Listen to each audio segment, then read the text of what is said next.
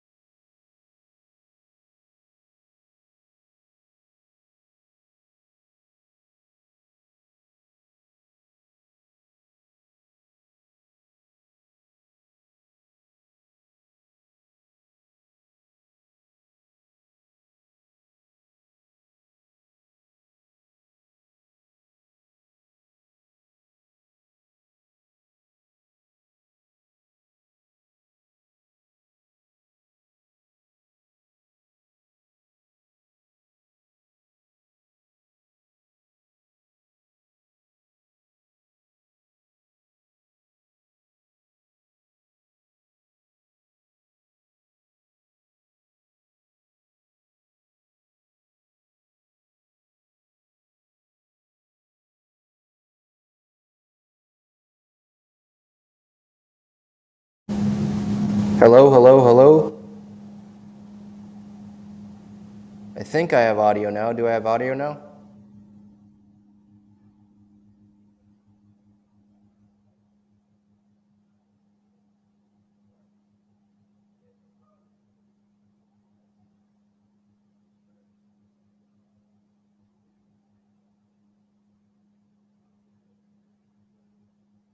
Okay, thank you, Scott. Thank you.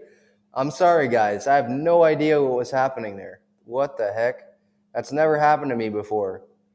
So I'm guessing, okay, so Gil at 6 Eastern says I was on mute. So you haven't heard anything that I've said. That's unfortunate. Dang. You've heard nothing? All right, well, this is the Talking Friars pregame show. Thank you, everyone, for coming on in. Padres-Dodgers tonight at 5:40 p.m. Pacific time. Bally Sports San Diego, MLB Network for out-of-market people, 97.3 The Fan. Dodgers are in first place in the National League West. Padres are in fourth place in the National League West, 2 games back of the Dodgers. Last night wasn't great. Padres obviously losing 6-1. Tim Hill sucked. Nick Martinez was fine. He grinded through it. Max Muncy, Mookie Betts, Padre killers last night. Ron Kolpa was terrible. I had a breakdown. Okay, nothing. Okay, so you can hear me now, but okay. Yeah, Ron Kolpa he was just a really bad night. It was in favor of the Dodgers. I had a breakdown that I had on Twitter, on all my social media platforms, and it's on YouTube as well, of him, his strike zone, his past history, and what he did with Manny yesterday. And I'll replay that breakdown for you on the next episode after this Dodgers series, because I hope that it's a good breakdown. There were some people that liked it, so I appreciate the support there. But it was just Ron Kolpa. There was one instance in the 8th inning where a pitch was called a strike that was obviously a ball. There were actually 2 pitches in that bat, and they were like back-to-back pitches. They were balls, but they were called strikes, and Manny was irritated, obviously, and then he let strike 3 go by, and it's obviously strike 3.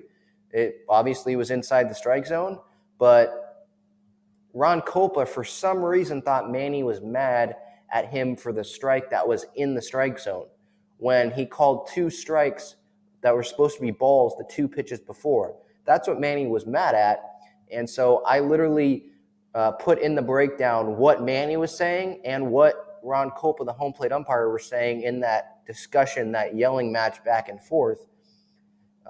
So I hope you enjoy that breakdown if you have not seen that yet. But Ron Kolpa, he was just bad yesterday.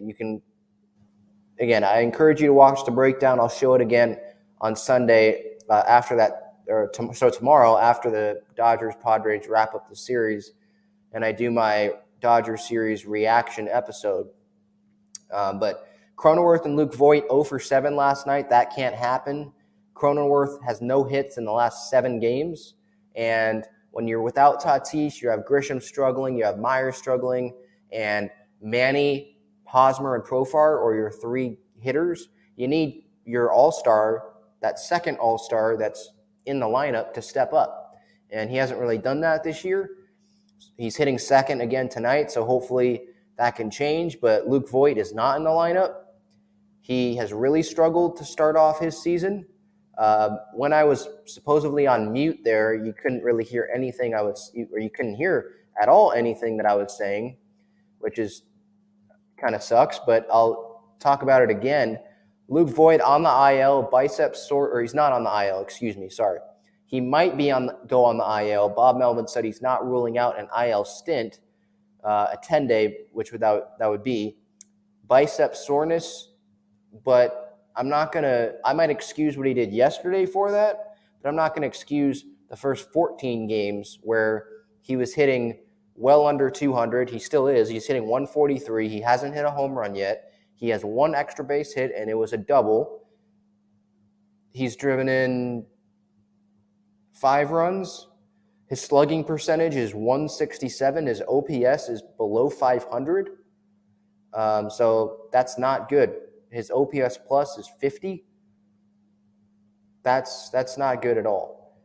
And I believe for OPS plus, if the OPS plus is 100, that's, I think, the average OPS plus. Like, that's a good OPS plus. Let me confirm that real quick.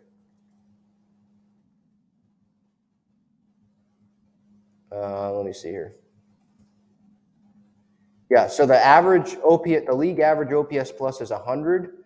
Luke Voit is at 50 right now. So that tells you how bad Luke Voit's doing right now. It's just inexcusable. It's really, really bad right now. And maybe an IL stint will help him. I have no idea. But this is someone that you thought if he would stay healthy, he'd give you 20 home runs at least, right?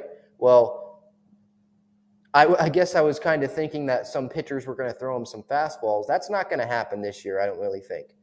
I mean, it's breaking balls all over the place, and it's predictable. You know, they're going to throw him breaking balls, and he's going to pop up, strike out, something like that. That's what it seems like every at-bat. And now that he's not in the lineup and he might go on the IL, this might be good for him. Maybe, you know, they bring up Trace Thompson, who has 7 home runs in AAA right now, as an option. Or do they bring up Campy? Because Trace Thompson, I think, is hitting better than Campy in AAA right now. I'm just bringing up hypotheticals if Voit goes on the IL. But it's troubling the way that Voit has started this season, because the Padres, right, they didn't make that move in left field to get a power-hitting left fielder, and so we were complaining about that, right? And rightfully so. But Profar has gotten off to a great start and made us look foolish, and I'm all for that. But at the same time, is he going to do that the whole season? Like, I had a breakdown that I did this week on why he might be able to sustain it, and it had to do with his approach and him not looking for pitches and not just swinging at any pitch, really looking at those pitches up in the zone. That's why you're seeing those 4 home runs already this year, where he hit 4 home runs all of last year combined. So maybe if he sticks with that approach, he could sustain some success the whole year. But I wouldn't expect him to have these numbers the whole year, so he's going to go down. Grisham and Myers haven't showed me anything yet this season, right, to believe in them. And, I mean, Jose Azocar is in the lineup today. So what that shows you, I know Tyler Anderson's a lefty, the pitcher that the Padres are going to face today, but what that shows you is that the Padres don't really care about Grisham right now. They view Grisham and Azocar as the same player right now. They're not even looking at, okay, it's a righty, so we're going to put Azocar, on the bench and put Grisham in there, or vice versa with the lefty today. I know it is a lefty, so Azocar is in there, so you could say they are playing the matchups today, but Azocar is doing the same thing that Grisham's doing. They're both good defensively, right? They're both pretty good on the bases. Let me look at their numbers. Grisham is hitting 143 right now. And Azocar is hitting 333 right now. I know it's a smaller sample size, but Azocar is doing more right now for the Padres than Grisham is. And so I don't think that Bob Melvin's going to be scared to put Azocar in there, even if a righty is on the mound. But that's just me. Let's see here. All right. Everyone can hear me. Perfect. Thank you, everyone, for letting me know.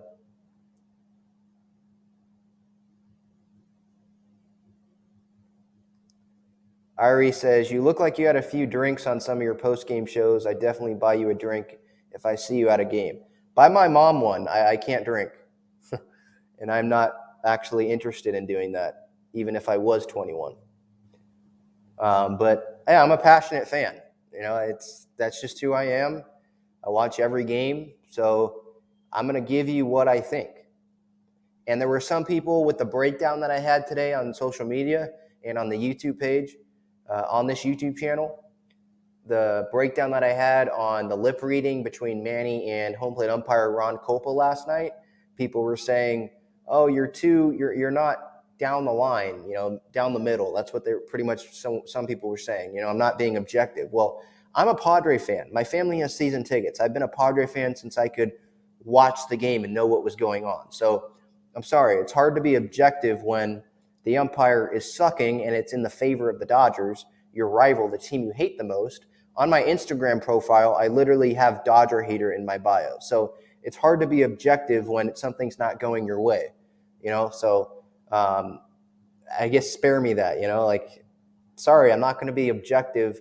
And look, I feel like I was being objective. I literally showed in the breakdown a picture of one of the pitches that was called a ball to Grisham last night when Arias was pitching. It was down the middle of the plate almost, and it was called a ball. So I was showing pitches that were in favor of the Padres that were going against the Dodgers.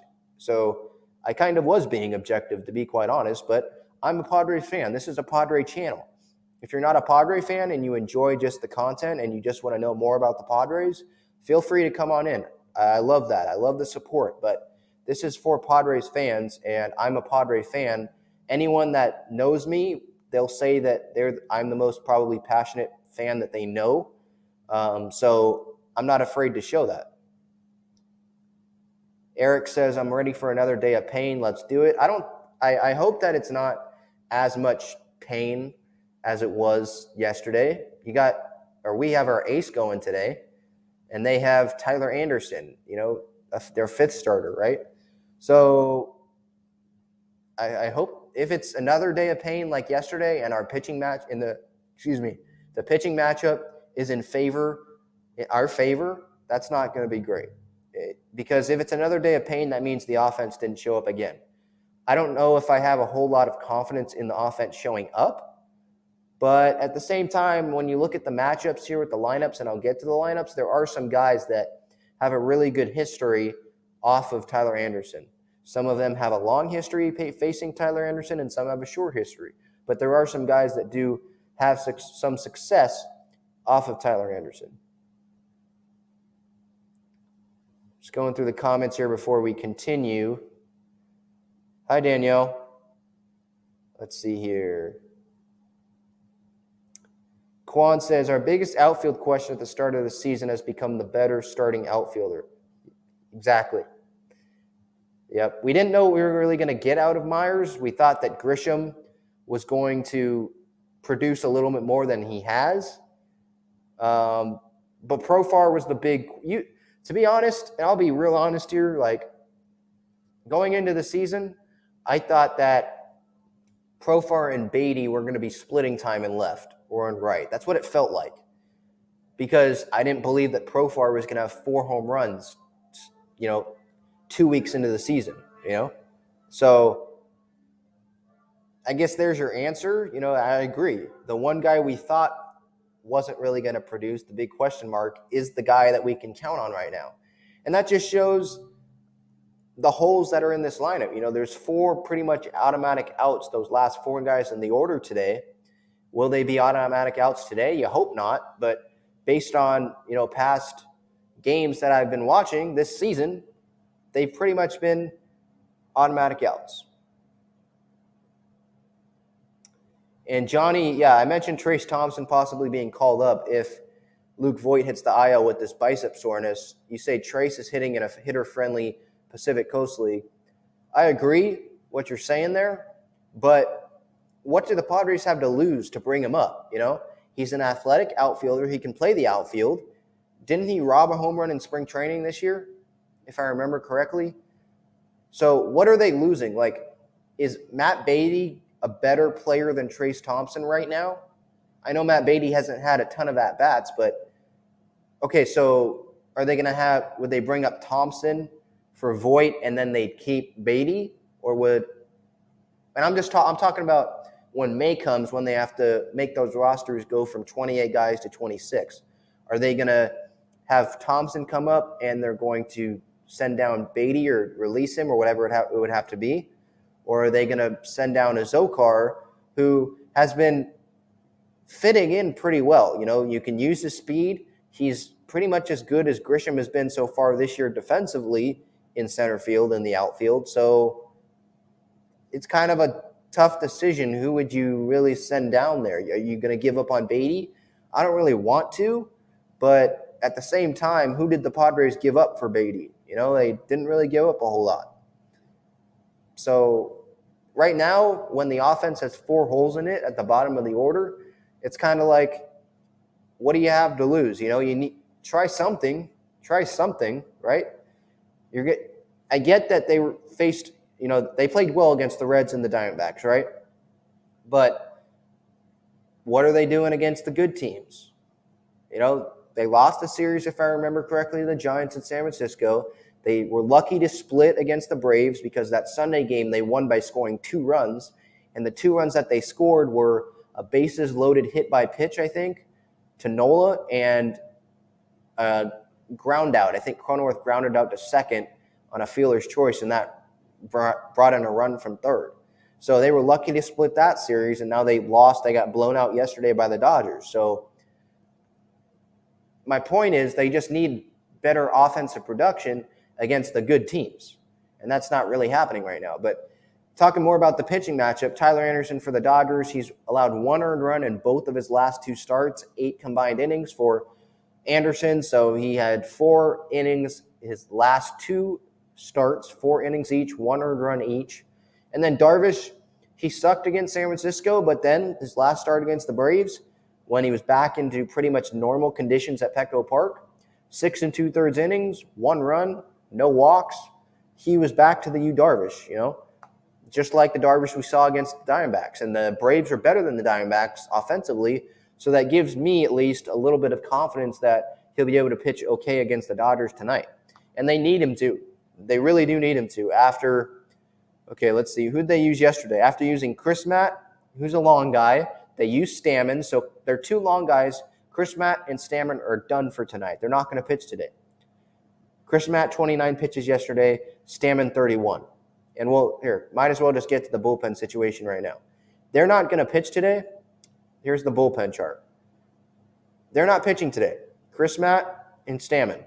So you're going to need innings out of Darvish, because do you want Suarez pitching multiple innings again? Do you want Avila going out there in a big Dodger game?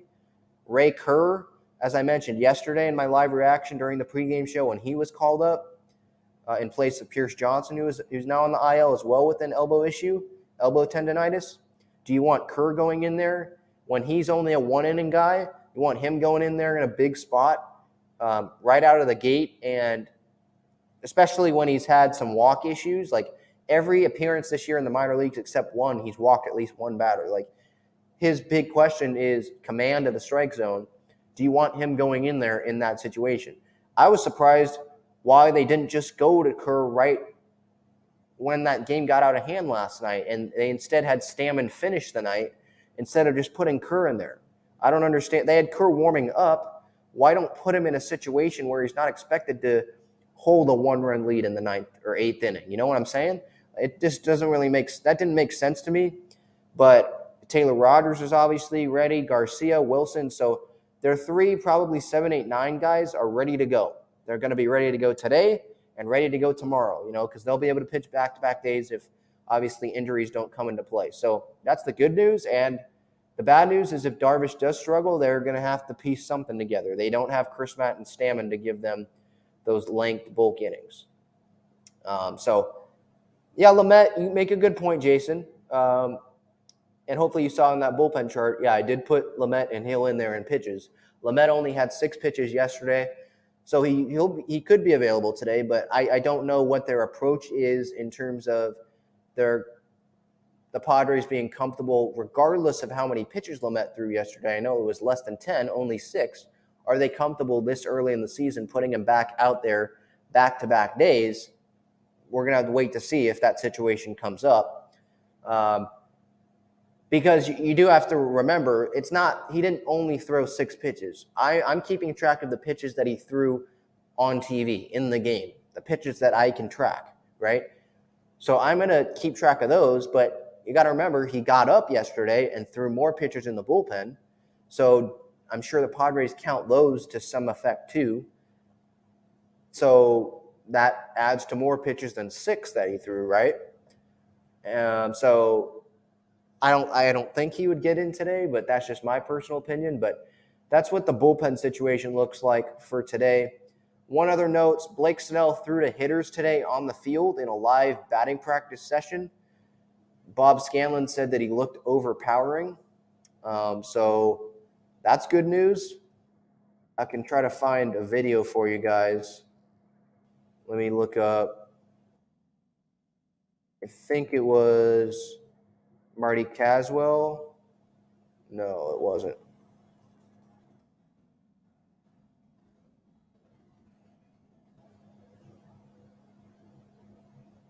Here it is. All right. So here's Blake Snell today. Through a live BP.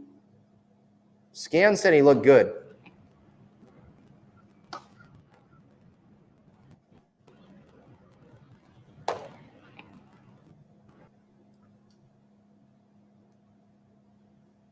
So you can hear the pop of the glove. That he wasn't facing a batter there. But that's progress, right? Clevenger is going to throw a rehab start on Tuesday. That's his second start in El Paso. So we'll see if he's going to be ready after that. What I take out of that is they're going to give Mackenzie Gore one more start, obviously, and that's going to come in Cincinnati, I would think. At least one more.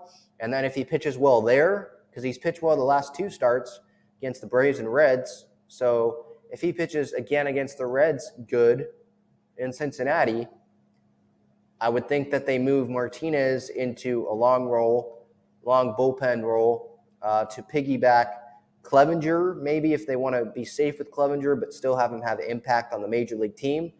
And just after that El Paso outing Tuesday, put him on the roster. You have Martinez piggyback him. That's an option. Or if they have Martinez just become a short-term reliever for a little bit until Snell comes back, and then they have the lefty-righty piggyback situation. That's an option as well. The Padres have obviously thought they probably are leaning towards a decision. They know probably what they're doing. They're not dummies, they do game plan. But I think those are the two likely scenarios. All right, shall we get into the lineups for today? Let's get into the lineups for today. Luke Voit, like I mentioned, not on the IL yet, but he could be. He could go on there. Biceps soreness, probably doing some too much curls there in the weight room instead of being in the batting cage. Dodger lineup. You got this looks like the same lineup pretty much. You got Mookie Betts, Freddie Freeman, Trey Turner, Max Muncy. I hate Max Muncy. My goodness.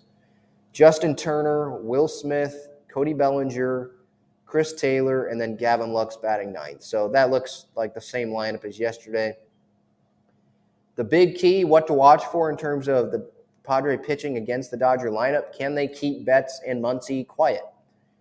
It's going to be hard to silence the whole Dodger lineup. That's just how good they are. The Dodger lineup is just stacked. 1 through 8, I would probably say. I mean, Gavin Lux is good, but I'd be okay pitching to him. 1 through 8, it's like, wow. It's star-studded. And remember, this is them not having A.J. Pollock, right? They traded him for Kimbrel. And so stay away from Betts and Muncy. They drove in 5 runs last night. If they didn't drive in those runs, it would have been a 1-1 game. Now, I know you're saying, Ben, that's not – you can't really compare the two. You can't really say that. But I'm just taking out those 5 RBIs. And now I know that, they took advantage of the fastball that Martinez threw to Muncy, right? That Muncy home run. And then the Betts home runs, those were pretty meatballs. But, yeah, not a big fan of Max Muncy at all. And Betts last night got his batting average over 200, first 2 home runs on the season. Freddie Freeman is hitting 346. He had at least 1 hit, I remember, last night. Moving on to the Padres lineup, I mentioned earlier multiple times, 4 automatic outs almost at the bottom of the order here. Will Myers, Jorge Alfaro, Abrams, and Azócar. Azokar's not really an automatic out, but I'm kind of just talking about like his power. I mean, Nola, I love him in the leadoff spot. Cronenworth, you'd like to move him down, but who are you going to put there? That's my point here is this offense, there's holes in the offense, but it's not like you can just put those holes on the bench and say, okay, we'll put in these guys and they won't be holes, you know? Like Cronenworth, he hasn't had a hit in 7 games, but he's an all-star. He has the track record at least the last 2 years, including 2020, and then the all-star season last year. You got to believe he'll turn it on. And even if he doesn't, who are you going to put in that second spot?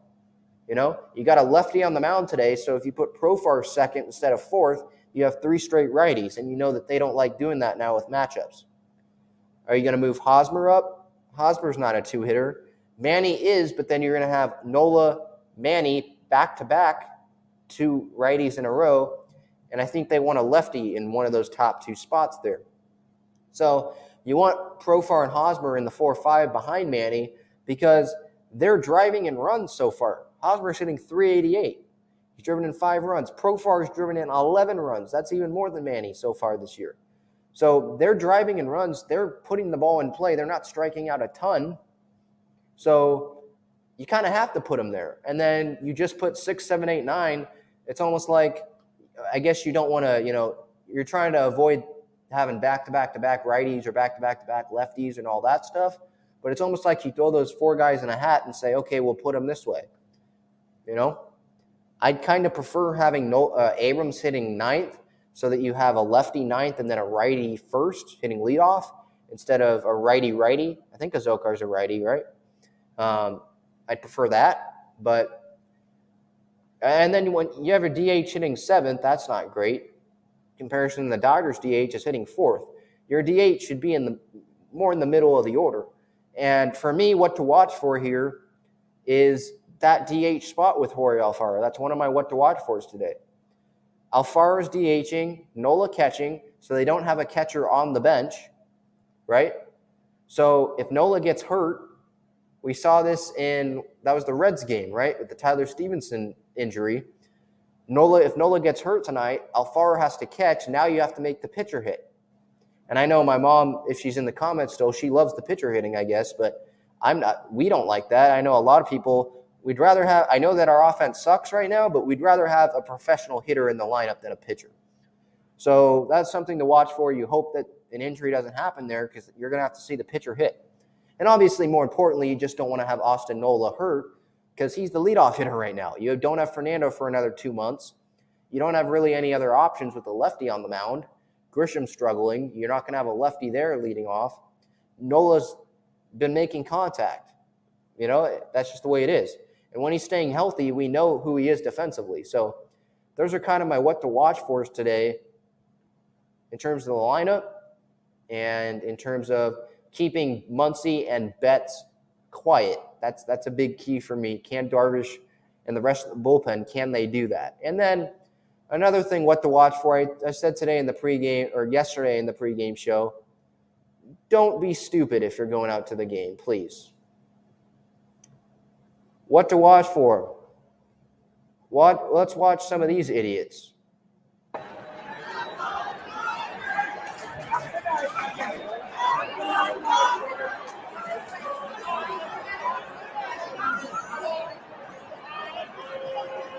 What are you doing?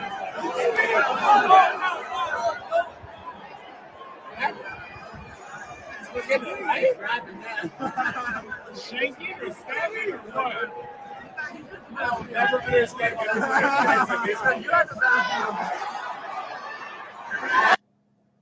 Okay, don't do that. Don't get into a fight. There's no reason to. All right, don't do that, please.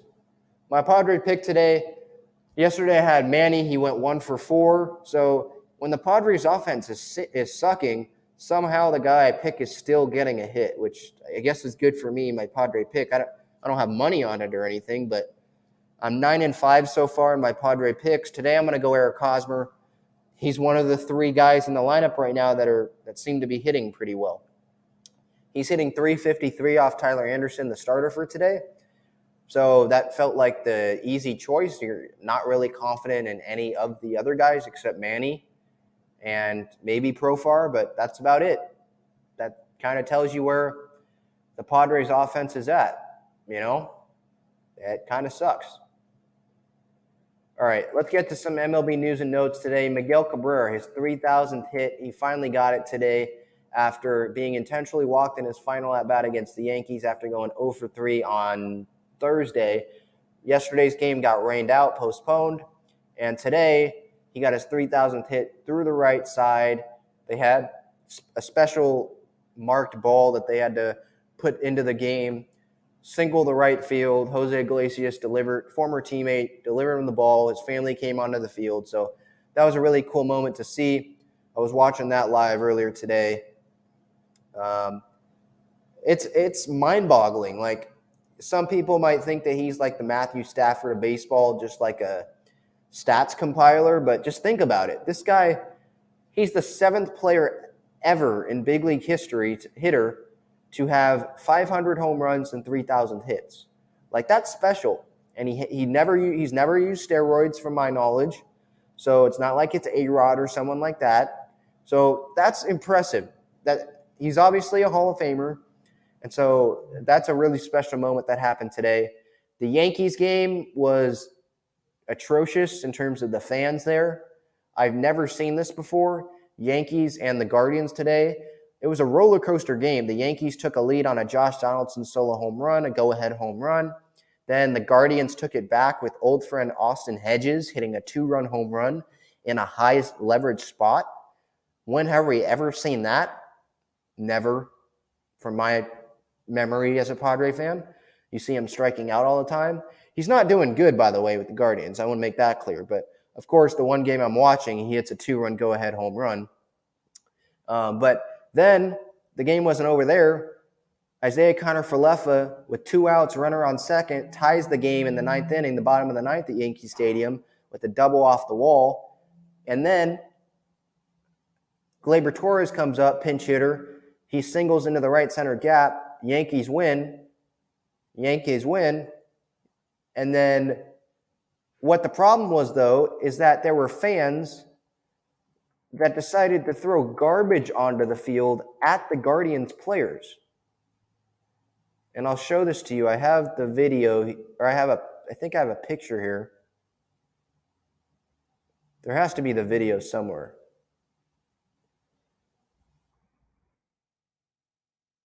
I'll find it. Here it is. All right, so this is the Yankee game today.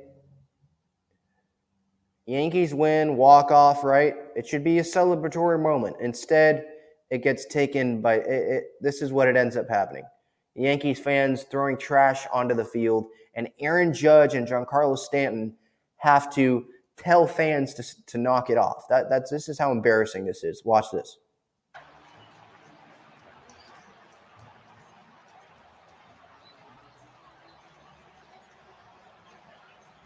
Now the Yankees are telling the fans, do not do that. They were throwing things at the Indian outfielders, and you see Judge came out and said, settle down. We don't need that. They're throwing cans out there. Even Stanton saying, you can't do that. That's an awful look. This is a celebratory moment for the Yankees, and the fans just started to pelt the the Guardian outfielder. So, but let's look at. See, that's such a weird moment. Like, you got the traditional Yankee New York song playing in the background, and no one cares. They're all focused on the fans and the dummies in right field throwing trash onto the field. Like, just be better, Yankees fans. Be better. Don't do that at the game tonight. If anyone's watching that's going to the game, please don't do that. Don't make an idiot out of yourself. No, you're going to the game to have a fun time. It's not fun to throw trash at other players. I don't see how that's fun. Put yourself in their shoes, please. Some people, man, it's just like, come on, use some common sense. In other notes, the Pirates lost to the Cubs today, 21-0. My goodness, what a shellacking. It's like a football score. I was listening to the radio call as I was taking a walk today, and the radio guys were like, the Pirates didn't even have a safety. There was only one home run in that game, and they scored 21 runs. It was a 3-run home run. 18 other runs came without a home run. My goodness.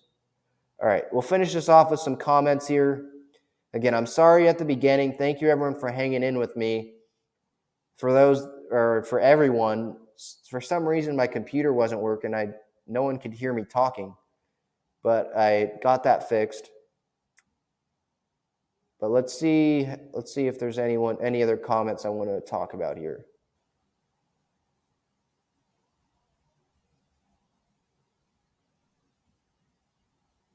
Yeah, Quan says, dumb decision to have Beer Fest on a Dodger-Padre game. Yeah, I saw on social media that there's like 5 Beer Fest games Friday nights, like they usually have Friday night Beer Fest, and 2 of them are Dodger games.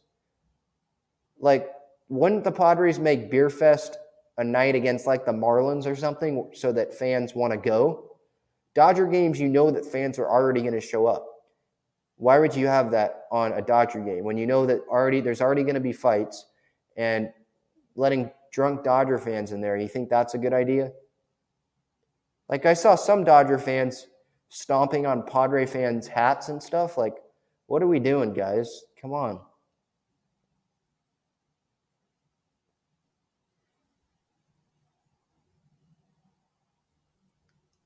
Let's see here.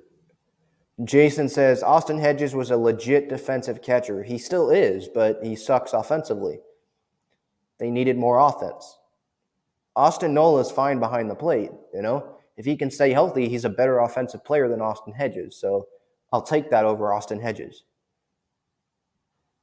And then Mejia sucked defensively too. And he wasn't amazing offensively either.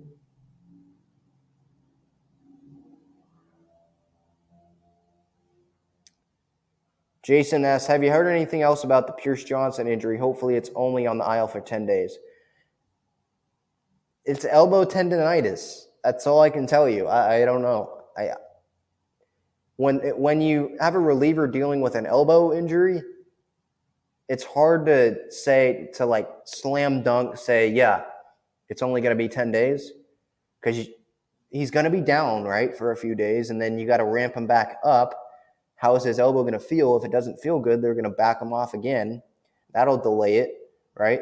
You would think that they'd want him to face some live batters before a game or something before he's off the IL. It's a process to get a pitcher back, and you don't really know when that's going to be. You know, they put him on the 10-day because if you put him on the 10-day, I believe you have 10. He has to be on the IL for at least 10 days. And then it can go all the way through to 60 days. And then once 60 days happen, you transfer them to the 60-day. Some teams transfer guys to the 60-day when they know that they're going to be out for the year or something. But with Johnson, it feels something like where they're going to go 10 days, see where he's at, or 8 days, see where he's at, because he can throw in stuff before he comes off the IL. See where he's at 5-6 days in, and then start building him up. That's what I think there. Sorry, Jason. It's the elbow tendonitis injury. It's just kind of hard to guess. It's hard to give a guess when it's someone else's elbow and it's a reliever, right? So, yeah. All right, so game tonight, 5:40 p.m. Pacific time. Don and Mud, Valley Sports San Diego, Jesse and Tony, 97.3 The Fan. You, Darvish against Tyler Anderson. Dodgers are 10-3 entering tonight. Padres 9-6. Padres are 2 games back of the Dodgers. This is a must-win game, I think. You got the favorable pitching matchup. You have 4 hits last night, 1 run. Got to do better tonight if you want to win. So that'll do it. Ben Fenn signing off. I'll have the post-game reaction as always after the game. Stay tuned for that. Go check out the breakdown that I have on this YouTube channel or on my social media channels at Talking Friars, with that whole Manny Machado situation with the home plate umpire last night. I hope you'll enjoy it. You know, there's lip reading involved as well in there. Thank you, everyone, for supporting. Have a good night. Enjoy the game. See ya.